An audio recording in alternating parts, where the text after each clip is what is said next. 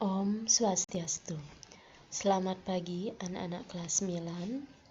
Tetap semangat dan selalu ingat jaga kesehatan meskipun pembelajaran kita lakukan secara online. Ibu sendiri Nilutita Windari akan mengajarkan bahasa Indonesia untuk kelas 9A dan 9B. Adapun materi pembelajaran kita sesuai dengan KD di semester pertama ini adalah mengidentifikasi informasi dari laporan percobaan yang dibaca dan didengar. Adapun materi pertama yaitu mengenai teks laporan percobaan. Nah, anak-anak, adapun yang akan kita pelajari dalam teks laporan percobaan, yang pertama adalah definisi atau pengertian dari teks laporan percobaan. Kemudian fungsi dari teks laporan percobaan. Selanjutnya Ibu akan mengajak kalian untuk mempelajari sistematika penyusunan teks percobaan. Dan setelah itu kalian akan menemukan contoh teks laporan percobaan. Baiklah anak-anak, Ibu akan menjelaskan satu persatu mulai dari definisi atau pengertian teks laporan percobaan. Nah, apa yang dimaksud dengan teks laporan percobaan? Teks laporan percobaan adalah salah satu jenis teks yang berisi tentang hasil percobaan yang dilakukan oleh peneliti. Tujuannya adalah untuk mengklasifikasi atau mendeskripsikan, menggambarkan, dan memberikan informasi faktual kepada orang lain mengenai hasil percobaan yang telah dilakukan. Jadi pada intinya, setelah melakukan percobaan, setelah mendapatkan hasilnya, tentunya hal tersebut akan bermanfaat bagi peneliti dan juga bagi orang lain. Jadi di sini, teks laporan percobaan akan digunakan untuk memberikan sebuah informasi mengenai suatu permasalahan yang diteliti. Oke, selanjutnya fungsi dari teks laporan percobaan. Adapun beberapa fungsinya yaitu pertama, sebagai sumber informasi. Selanjutnya untuk mengetahui kemajuan suatu masalah. Kemudian untuk menemukan teknik baru, melaporkan hasil kegiatan yang telah dilakukan, dan untuk memecahkan suatu masalah. Seperti yang sudah Ibu sampaikan sebelumnya, teks laporan ini sederhananya untuk memperoleh informasi guna memecahkan suatu permasalahan. Adapun penyusunan teks laporan percobaan, yaitu yang pertama adalah pendahuluan. Selanjutnya ada landasan teori. Kemudian bagian selanjutnya adalah metode penelitian. Setelah itu adalah hasil dan pembahasan, dan di bagian terakhir merupakan penutup. Baiklah anak-anak, Ibu akan jelaskan satu persatu terkait dengan sistematika penyusunan teks laporan percobaan, mulai dari pendahuluan. Di bagian pendahuluan, ada beberapa bagian yang perlu kalian ketahui. Yang pertama adalah latar belakang. Nah, apa itu latar belakang? Latar belakang ialah sebuah informasi yang tersusun secara sistematis berkenaan dengan fenomena dan masalah yang menarik untuk diteliti. Jadi sederhananya, di dalam latar belakang itu, kita mengungkapkan pendapat atau argumen dan alasan kita mengapa permasalahan ini layak untuk diteliti. Jadi pada intinya, di latar belakang kita memaparkan alasan-alasan mengapa kita harus melakukan penelitian atau kenapa percobaan itu penting untuk diteliti dan dilakukan. Sebagai contoh, Ibu akan mengambil contoh tentang pertumbuhan perkecambahan biji kacang hijau.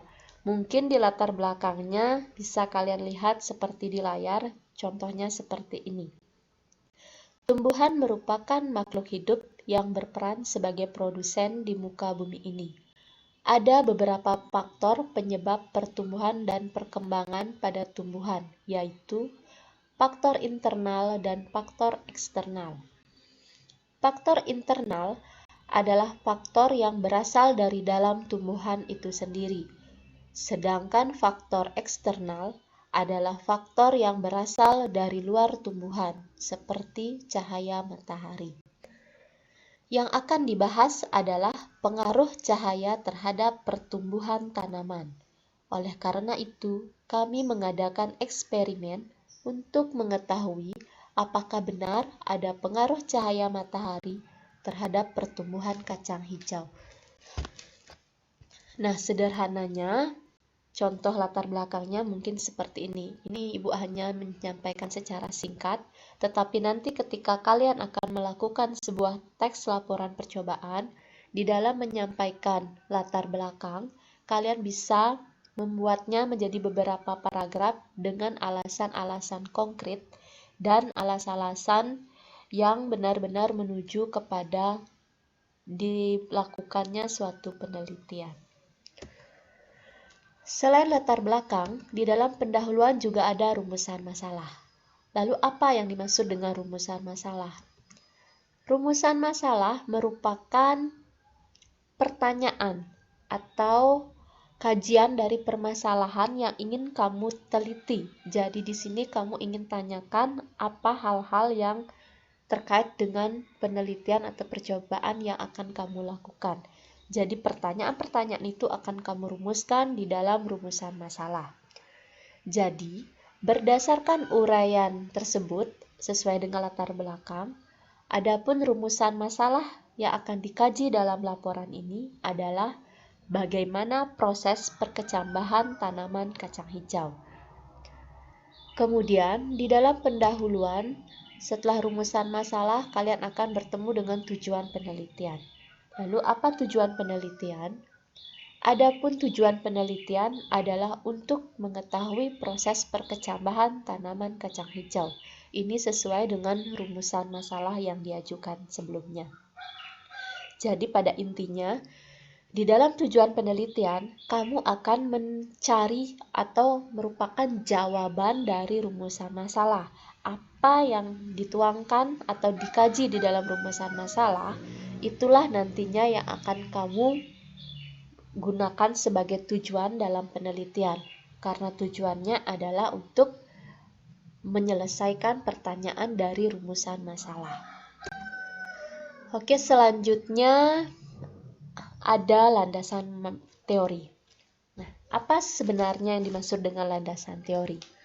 Landasan teori merupakan konsep berupa pernyataan yang tersusun secara sistematis yang mengandung berbagai kajian materi dan menjadi dasar teori untuk acuan penelitian. Secara sederhana, landasan teori ini mengemukakan berbagai pendapat, berbagai teori mengenai hal-hal yang berhubungan dengan percobaan yang akan kalian lakukan. Misalnya, contoh landasan teori. Ini sesuai dengan latar belakang dan rumusan masalah yang sudah Ibu sampaikan sebelumnya. Berarti di landasan teori kamu bisa mencantumkan pengertian pertumbuhan dan perkecambahan. Nanti kamu bisa menguraikan apa itu pertumbuhan, lalu apa itu perkecambahan, kemudian apa pengertiannya, kemudian kamu juga bisa menyampaikan apa faktor-faktor yang mempengaruhi perkembangan dan pertumbuhan pada tumbuhan.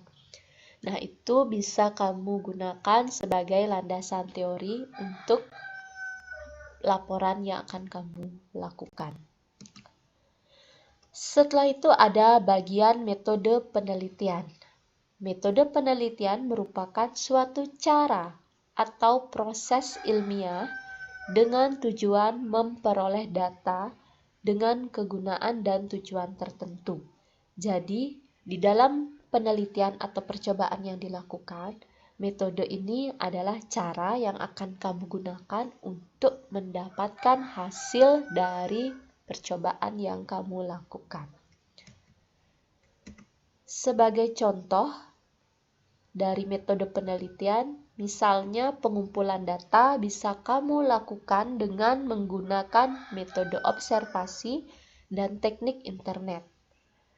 Kemudian ada juga berbagai macam metode. Ada metode angket, ada wawancara. Nah, tergantung dari penelitian yang akan kamu lakukan. Karena seperti Ibu sebutkan sebelumnya, ini merupakan percobaan mengenai ujian praktikum tentang pertumbuhan perkecambahan. Jadi kamu bisa nanti menggunakan langkah-langkah kerja di dalam metode penelitian.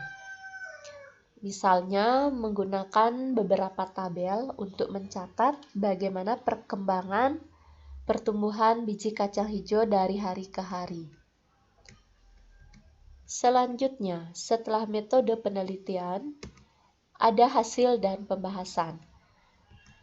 Nah, hasil dari pengamatan atau penelitian inilah bagian terpenting dalam suatu penelitian, karena bagian inilah yang menjawab pertanyaan pada rumusan masalah, dan selain itu, di bagian ini juga akan ditunjukkan pembahasan dari hasil percobaan yang sudah dilakukan. Pada hasil dan pembahasan, data dapat disajikan dalam bentuk tabel ataupun deskripsi mengenai hasil yang diperoleh melalui percobaan yang dilakukan.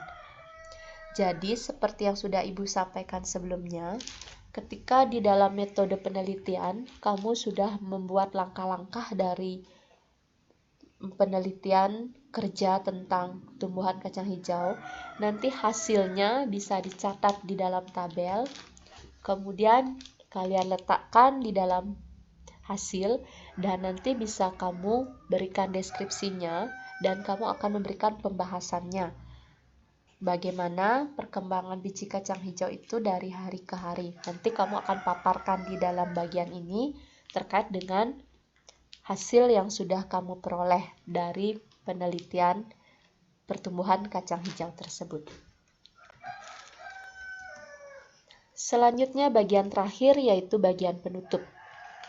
Seperti yang sudah Ibu tampilkan di dalam slide, penutup merupakan bagian akhir dalam laporan yang isinya berupa simpulan dan ada yang memuat saran.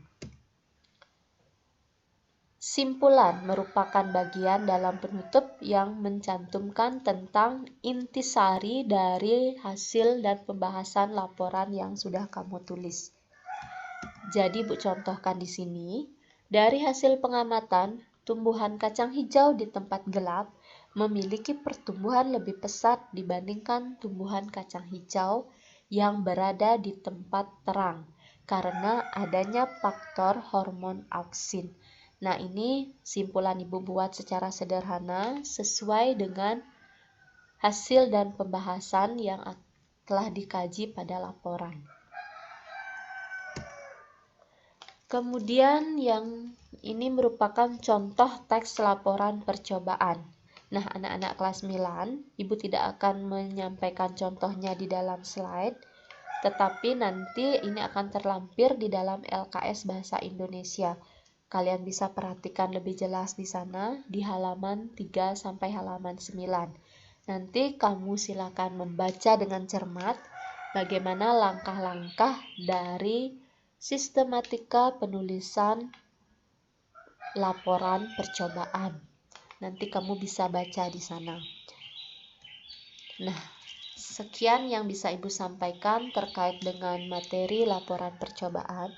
Jika ada yang kurang jelas dari penyampaian Ibu yang secara singkat dan sederhana tadi, kamu bisa bertanya lewat grup WA atau bisa ke WA pribadi Ibu.